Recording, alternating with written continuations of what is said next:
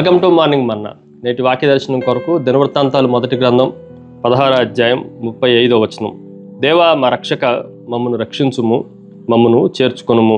మేము నీ పరిశుద్ధ నామమునకు కృతజ్ఞతాస్తుతులు చెల్లించినట్లు, నిన్ను స్తుతించుచు అతిశయించినట్లు అన్ని జనుల వశంలో నుండి మమ్మను విడిపింపుము. మరొకసారి దేవుని వాక్యంలో నుండి ఉదయకాల సమయంలో 4 ప్రాముఖ్యమైన సత్యాలు దేవుని వాక్యంలో నుండి మనం గ్రహించాలి. మొట్టమొదటిదిగా, it is a prayer for deliverance. విముక్తి కొరకు, విమోచన కొరకు ప్రార్థన. ఆ వచనం ప్రారంభం, దేవ మా రక్షక, దేవుడు మమ్మల్ని రక్షించేవాడు, మమ్మల్ని రక్షించుము, మమ్మల్ని విమోచించుము. ఇశ్రాయేలు ప్రజలందరూ తమ చుట్టూ ఉన్న అనేకమైన అన్య జనుల్లో నుండి, భయంకరమైన శత్రు దేశాల్లో నుండి, వారి చేతుల్లో నుండి విడిపించాలి, విముక్తి కావాలి అని ప్రార్థన చేసిన వాక్యంగా ఈ వచనాన్ని మనం జాగ్రత్తగా ఆలోచన చేయొచ్చు. నేటి దినాల్లో కూడా మన చుట్టూ ఉన్న సామాజిక రుగ్మతలే కానీ, అనుదినం మన పైన జరుగుతున్న ఆధ్యాత్మిక యుద్ధాలే కానీ, ఇంకా రకరకాలైన వెపన్సే కానీ, వీటిలన్నిటి నుండి మనం విడుదల పొందటానికి ప్రతిసారి విముక్తిని గురించి, విమోచన గురించిన ప్రార్థన దేవుని సన్నిధిలో మనం చేసేవారంగా ఉండాలి. రెండో విషయాన్ని మీకు జ్ఞాపకం చేస్తాను. It is A promise of రిడప్షన్.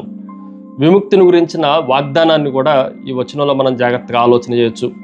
వాగ్దానం ఎప్పుడు భౌతిక సంబంధమైనది మాత్రమే కాదు, దేవుడు ఇశ్రాయేలు ప్రజలను శత్రువుల చేతిలో నుండి విడిపించడం మాత్రమే కాదు, ఇది ఆధ్యాత్మిక సంబంధమైన వాగ్దానంగా కూడా మనం ఆలోచన చేయాలి. యేసుక్రీస్తు ద్వారా మన ఆధ్యాత్మిక స్థితిగతులన్నిటి నుండి, భయంకరమైన అపాయాల నుండి, సాతాను కుయుక్తుల నుండి దేవుడు మనల్ని విడిపించడానికి యేసుక్రీస్తే మనకు వాగ్దానము అన్న సత్యాన్ని ఈ ఉదయకాల సమయంలో మనం ఆలోచన చేయాలి. మూడో విషయాన్ని మీకు జ్ఞాపకం చేస్తాను. Power of his presence. ఆయన సన్నిధి శక్తి. ఆయన ఎలాంటి వాడు అని మనం ఆలోచన చేస్తే 35వ వచనంలో, మమ్మును చేర్చుకొనుము. ఇశ్రాయేలు ప్రజలందరినీ ఒక స్థలంలోనికి చేర్చుకున్నట్లుగా, ఆయన ఒక సమూహముగా వారందరినీ సమకూర్చినట్లుగా, ఈ సమూహము ఎక్కడ చేర్చబడుతుంది అని మనం ఆలోచన చేస్తే దేవుని సన్నిధిలో చేర్చబడతా ఉంది. ఎప్పుడైతే సమూహంగా, గుంపుగా మనమంతా దేవుని సన్నిధిలో ఉంటామో, ఒకరి పట్ల ఒకరికి ప్రేమ, అనురాగం కలుగుతూ ఉంటుంది. దాంతోపాటు దేవుడు కూడా ఈ సమూహం అంతటికీ దేవుడు తన శక్తిని, తన బలాన్ని, ఆయన సన్నిధిలో ఉన్న సకలమైన ఆశీర్వాదాలను దేవుడు కుమ్మరించేవాడుగా ఉన్నాడు అన్న సత్యాన్ని ఈ ఉదయకాల సమయంలో మనం ఆలోచన చేయాలి. చివరగా 4వది, it is a praise for his goodness. ఆయన మంచితనమును బట్టి ప్రభువుని స్తుతించుట. ఆ తర్వాత వచనంలో, మేము నీ పరిశుద్ధ నామమునకు కృతజ్ఞతాస్తుతులు చెల్లించినట్లు.